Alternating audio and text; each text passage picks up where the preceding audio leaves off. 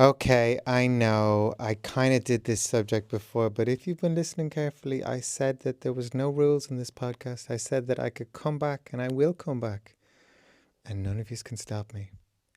So,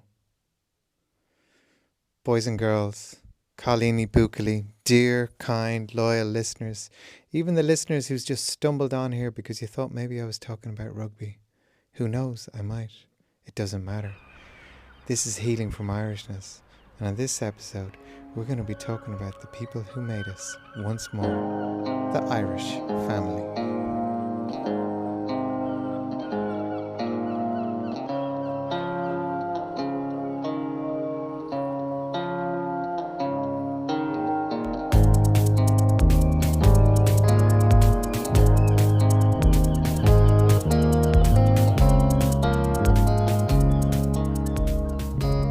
Hello, everyone. Welcome back. The dogs are asleep. The two of them have been running around like mad jokes all evening. I don't know why. There's just some days when something gets into them. It's a little bit like their two little puppy brains fuse, and what emerges is some sort of whirlwind of madness. So my afternoon was managing the whirlwind of madness. But the dogs are now asleep, and I can record. And that's important, because this episode is probably one of the most deep ones. Deep, I use the word depth. I don't know, I don't want to be too grandiose with what I'm trying to do here, but just, it's very fundamental. I'm talking about the people who made you, the people who made us, and how we can begin to understand ourselves by being a little bit more aware of their trip. Your family, your mum, your dad, so on and so forth. And just before I jump into things here, kind of want you to know that I am speaking in huge generalizations. I am painting with the broadest of brushstrokes. And while the idea of this isn't to really land on pinpoint accuracy, it's to say enough things that might perhaps trigger some sort of recognition in you. So if things are off for you and if you don't relate to this, then that's wonderful. And if you do, that's also wonderful.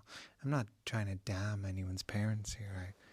I should probably say from the offset that I absolutely love my parents. My dad is dead a couple of years now, and I speak to him regularly. He appears in symbols. He appears in words spoken to me by strangers. He appears to me just in memories. My mother, I have a great love and affection for her too. She's a deeply spiritual woman. We follow we have different categories of reason, but I trust her connection to her God nonetheless. And I love her very much.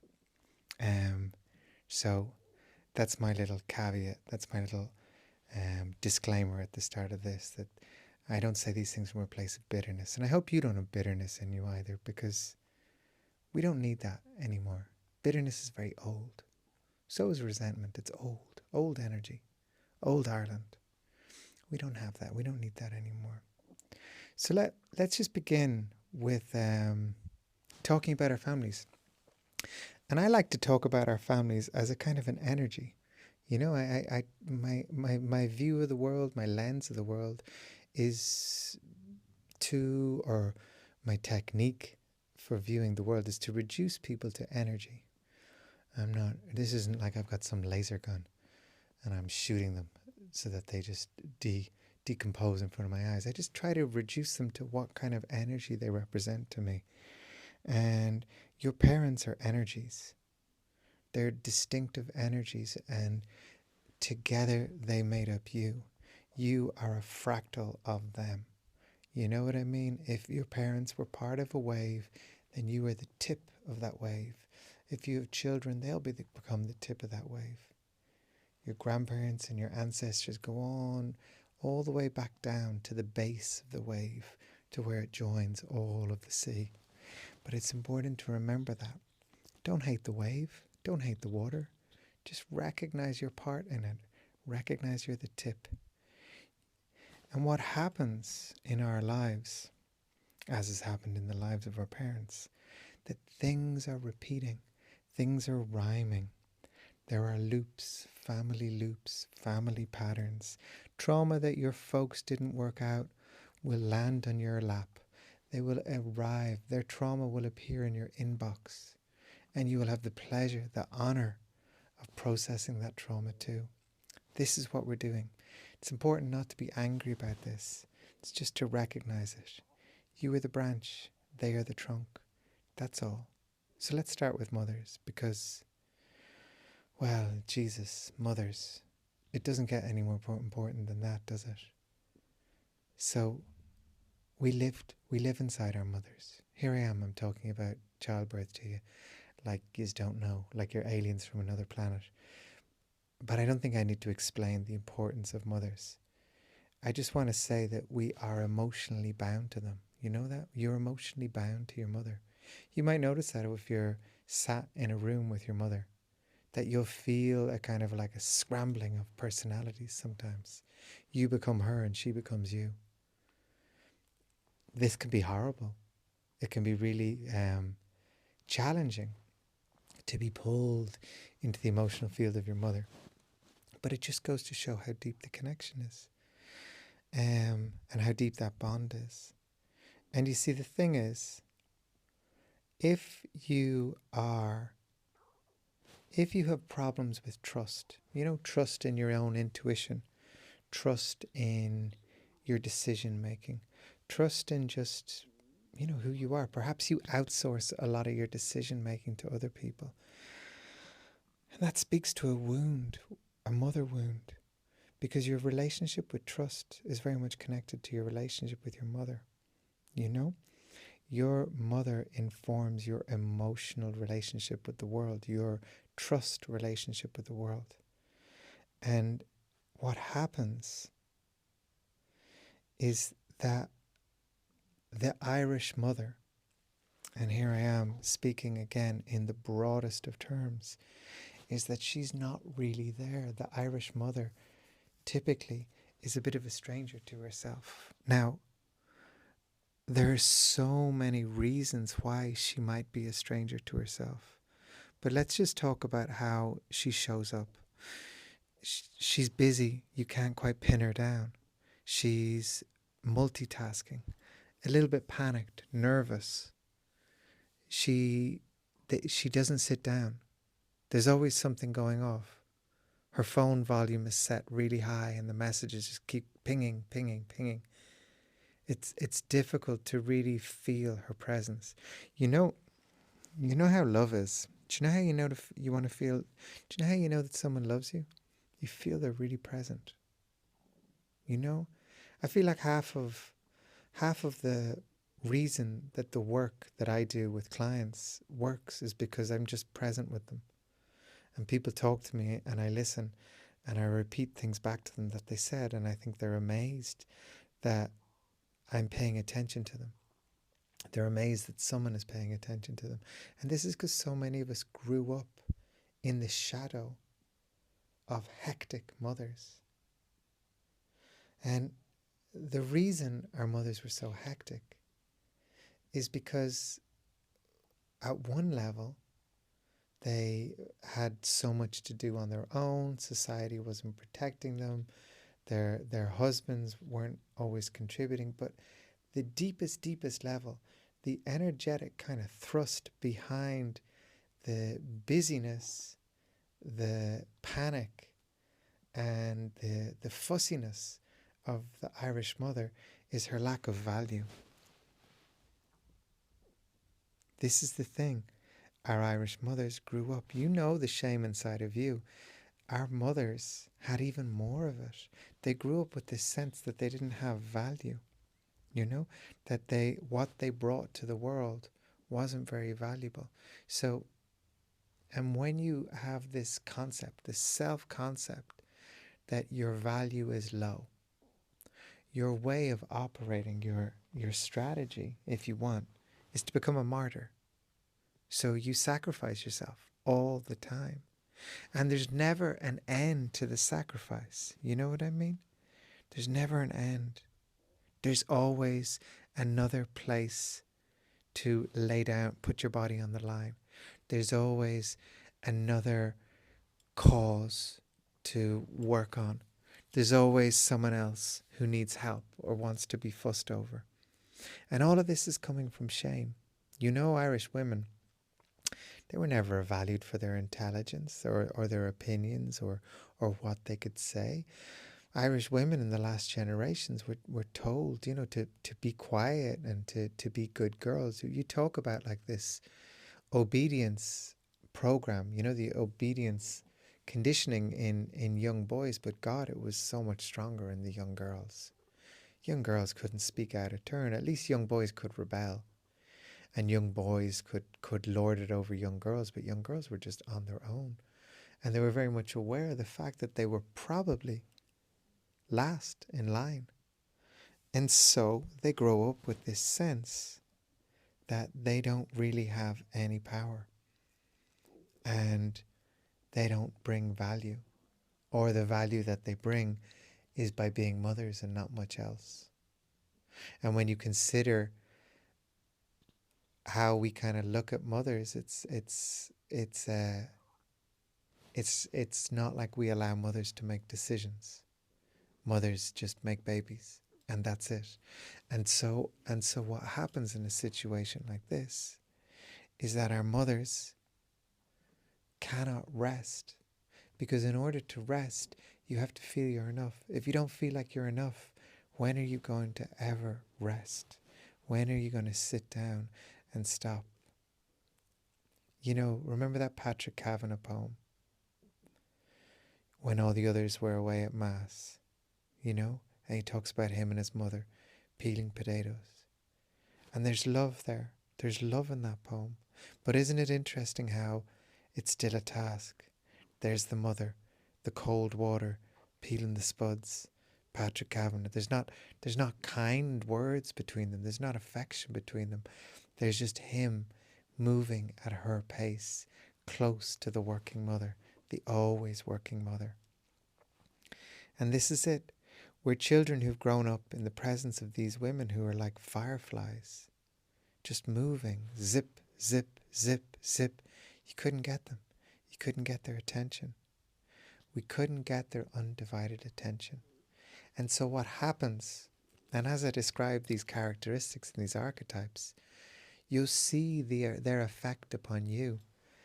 If you've grown up trying to catch someone's attention, trying to grab love, trying to be interesting enough to get that attention, then you'll also have low self-esteem. You'll also find partners who might ignore you or might be too busy for you, might not treat you well, might be overly busy themselves. So this is it. You know, a lot of us didn't get this with our mothers. We didn't get that curiosity. We didn't get the sense that our mothers were all ears. Yeah. So a lot of us feel like we cannot trust that love, you know? Because that love felt like it came with conditions. And the condition was when everything else was taken care of, when the martyr had kind of driven herself into the ground, then perhaps she would take care of you. And the problem with the martyr as well is that nobody martyrs happily, right? When you are sacrificing yourself all the time, and when it is happening at a subconscious level and you don't know why, and you can't pull yourself out of it, what grows in the background is resentment. So as you as a kid growing up in the eye of the martyr, growing up in the shadow of the martyr, if you didn't martyr too, if you didn't send all your savings to Africa or give your sweeties to the poor kids next door, or do without, then you could feel the resentment, right? Because the martyr wants others to be martyrs too, you know? And when others aren't martyrs, the resentment grows. Feeling resentment from your mother is it's one of the toughest things I think you can ever experience. It almost feels like the whole world has turned against you. It almost feels like you've just been abandoned and cut off from everything, from the source of all life. So this is it. This is what happens when we grow up in the shadow of these mothers who are often, due to the trauma and due to the societal reduction of importance of women, have just made themselves so busy to just be important. Next time you have dinner with your mother, see how long it takes her to sit down at the table. And speaking of sitting at the table, your father will probably already be there. Fathers, and the Irish father, is chronically uninvolved. In a way that our mothers were chronically busy, our fathers were chronically uninvolved. And I think something to just bear in mind here about our dads is most of them were depressed. I mean, at least our mothers, they could kind of, in in their nervousness and their busyness and in their martyrdom that would eventually lead them to sort of illnesses and autoimmune stuff and cancers and so on and so forth. At least they felt that they were performing an important function, that their role was of use. Your mother was following a script, the script of the martyr. The script of the father was just put up with it, tolerate it. Just go to work, put your head down, put up with all the shite, and just get on with it. There was a real sense that once you had your family, once you kind of got married, that that was the end of it. And some of the men were lucky enough to have hobbies and things like this, and some of them were lucky enough to have some outlets, but these men lived in emotional prisons.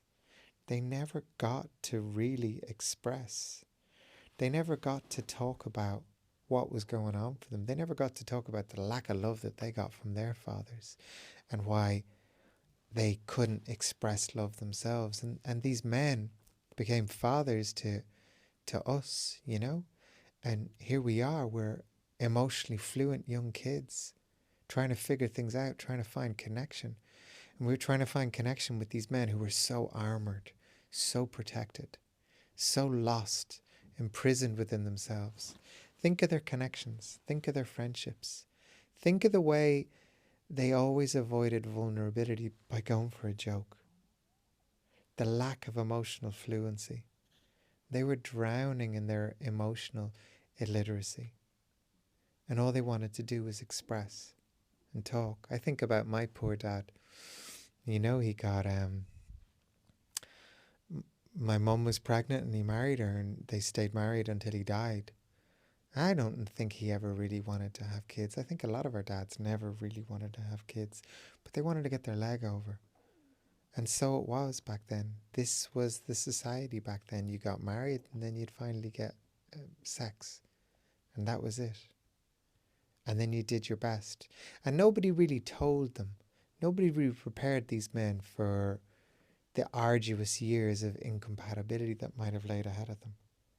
And my father didn't have any tools for emotionally connecting with my mother. I remember going home and sitting in the midst of their bickering and thinking, my God, this is so incoherent. It's so childish. Here I was only in my 20s and I already argued better with partners than they did. And my father fell into alcoholism and addiction like most of our fathers did. There's some addiction going on, something going on to help them avoid. And I think my father was an alcoholic because his dreams were shattered. He drank to cope with life because life was miserable. I think my dad just wanted to travel around the world. I think my dad just wanted to be a playboy. But he never got a chance to do that. And you as you're listening to this, and me as I listen to this, as I listen to myself talk, I know that like his energy is alive in me. The desire to do things. I have no kids. I never will have kids. Once I got clear, once I was able to liberate myself from the script of this is what a man must do, a man must have children, and so on and so forth, I became very clear that I didn't want to have children. I didn't want that. That wasn't the life for me. And I know that my father never got that chance to actually question that. The societal pressure to be a father was just too strong then, and now it's lighter, and I can get away with it. But this is the thing. And we have to look about what happens when we grow up in the shadow of these men, you know? The Irish dad, you know? The king of jokes. The man who likes to stay in this place of lightness. But if you bring him to the place of feelings, if you bring him to this place of process, he falls apart. So we grow up in the shadow of these men, and we can't fully trust their love because they don't have the words. And if you can't fully trust your father's love, then it's hard to trust the world. If you can't fully trust your mother's love, it's hard to trust yourself. When it comes to your father, it's hard to trust the world. And that's what we go into. That's what we have. If you're noticing in yourself that you just have difficulty getting your shit together, it's probably connected to your father. And there's great things that you can do here. You know, there's things you can do with a father wound and things you can do with a mother wound. And it's all about parenting yourself. I'll talk about that towards the end. God, if I remember, someone remind me. I'll remember, I promise. And this is the thing. So we grew up in the shadow of these two. Did they even love each other? Did your parents even love each other? I know that like with mine, there was a certain level of tolerance that went on. But then in later years, I think they did fall in love. I remember coming home in my 20s. I'd moved out, like long moved out, and it was the Celtic Tiger. My parents would be like fucking off to Budapest or Paris or going to Amsterdam, and they were traveling, and here was my dad in a big like North Face jacket and things. We'd never had labels growing up or brands or things. And, you know, buying my mum jewellery, and they were just loving the Celtic Tiger excess, and they were in love with each other. And I remember this sense of like, God, we got the worst of them when they were parenting us, but then when we moved out, they cheered up. And this was the thing. Most of us probably grew up in times when our parents were their most stressed. And stress creates all that bickering. And we were stuck in this. And your parents, our parents, the energy of all relationships back then was codependency. Now, codependency is this system where you depend on each other to the point where you become weaker over time. There are things you cannot do. You are not like these two birds flying in tandem who have adequate resources and can fly perfectly and enjoy each other's company. What happens is you realize that you just cannot make it on your own. Interdependency, that's the energy that we're moving into now, is the knowledge that you can do things on your own, but the support of somebody else is amazing. It's the knowledge that you can like get into shadow work. You can look at your growth. You can do shit on your own. You don't need someone else to support your wonky personality, right? You can do it on your own. And this person that you decide to share your life with, at whatever level you want to share your life with, is just a kind of a witness and a support and a friend. In codependency, what happens is the couples don't challenge each other. They make this subconscious agreement that I'm not going to talk about your shite if you don't talk about mine. And so we'll go on. Ignorance is bliss. let this roll on, and you as the kid. And here's my hunch. If you're listening to this podcast, you were definitely the sensitive child in your family. You were definitely the emotional filter through which all the crap that wasn't spoken was felt. And if you were that, you suffered with the incoherency of the codependency of your parents. Yeah, codependency. It's an energy that was very much bolstered by the patriarchal system where women had to kind of agree with their husbands and they put up with things. You know, don't get your father angry. And then the husbands on the other side, you know, had the mantra, happy wife, happy life. And codependency was just this system of disempowerment. As you as a kid growing up watching your parents, you could see it. You were like, what is this? Why are they all making decisions? Why is everyone doing things they don't want to do? And if you were sensitive, which I think we've already established you were, you might have grown up with this sense that you have to be responsible for your parents. You might have grown up with the sense that you have to be responsible for other people. And part of your worth might come from helping other people. Now, there's nothing wrong with helping others, but if you're helping others as a way to bolster your sense of worth, that's codependency all again. If you're helping others because it's your art, you know what I mean? Because your expression helps others naturally, then that is the natural, free, interdependent way to do about it. So you have to be careful with this. You have to be very careful with these intentions to help others. You know, I think Irish people were wildly empathetic. I think we're too empathetic. I think we feel too much into other people. We don't have boundaries. We're too porous. We're like these old cottages out on the bog with no insulation and no glass in the windows. Even if there is glass, the wind still gets through the cracks. The stones haven't been pointed. The wind just seeps through. And that's us when we go into spaces. We're just feeling others all the time. And so you need to develop a sense of safety in yourself. You need to kind of understand that you have this psychic capacity to feel others. We all do. All sensitive Irish people have this. And because of that, you have to be careful. You have to be really, really careful who you spend your time with. You have to be really, really careful with your energy, how it drains, how it comes back. Let me talk about brothers and sisters, because brothers and sisters, when we grow up in these families where there's not enough attention and where there isn't emotional literacy, where we have to spend our time guessing if our parents love us, you know, we're not always so sure. There's certainly not like that over the top. And isn't it funny how we describe it over the top? There's certainly not that flow of compliments that you might get in, say, an Italian family or a Spanish family, where they're constantly calling you beautiful or handsome or gorgeous. And so we have to guess. We have to wonder, do my parents really love me? And so often we go about earning our love, competing for our love. This pattern will follow you through life. If you've grown up a kid feeling that you had to earn your parents' love, you will almost certainly go into all friendships and relationships thinking you have to earn that love. That can be worked on. It can be worked on by just asserting your value. But let me talk about brothers and sisters first, because this is interesting. I have 2 pups. I told you about that at the start. 2 pups. We adopted them in the summer. Admittedly now, 2 pups is a lot of work.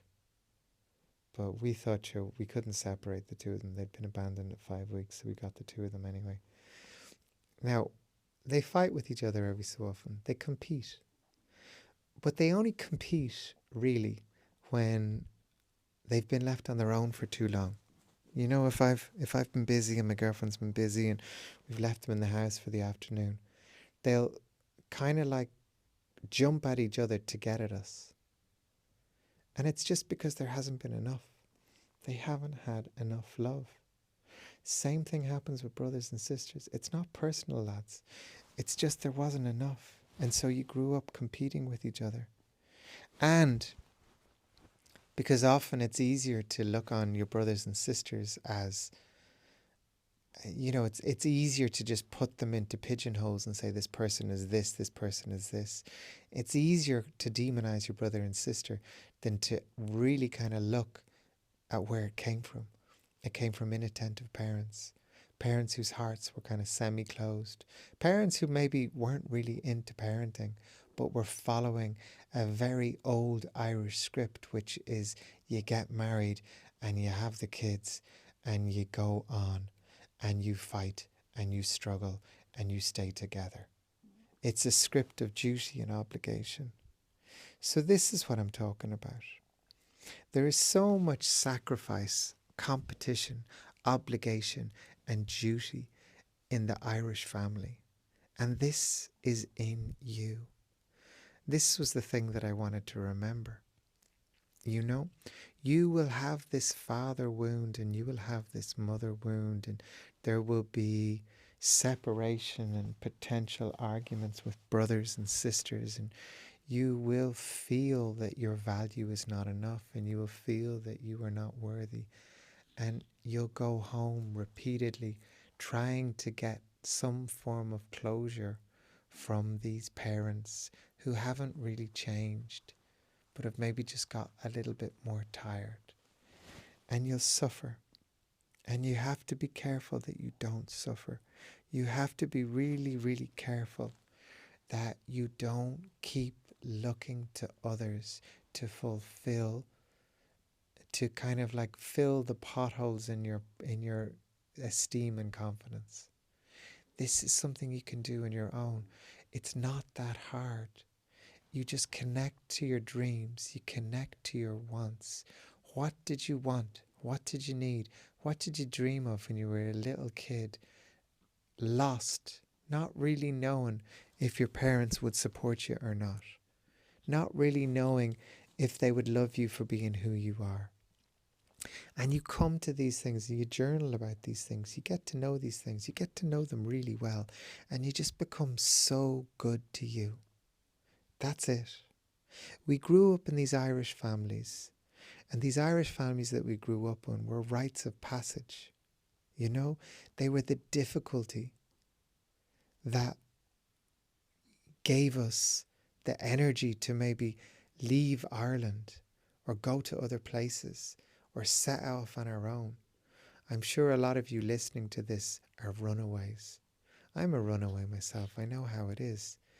But at a certain point, the running away has to stop, and you have to come and meet yourself, and you have to come and love yourself, and you have to give up looking for some sort of reconciliation and peace. It will come, and it can come, but it only comes when you start taking care of yourself. If you've been neglected as a kid, if you've been abused as a kid, if you've been ignored as a kid, if you didn't feel special as a kid, then you are obliged and you were kind of invited to make these things happen for yourself now. You deserve it. That's how you honor your life, by creating opportunities where you feel special. Just you, on your own, where you feel honoured, where your wants and needs are taken care of.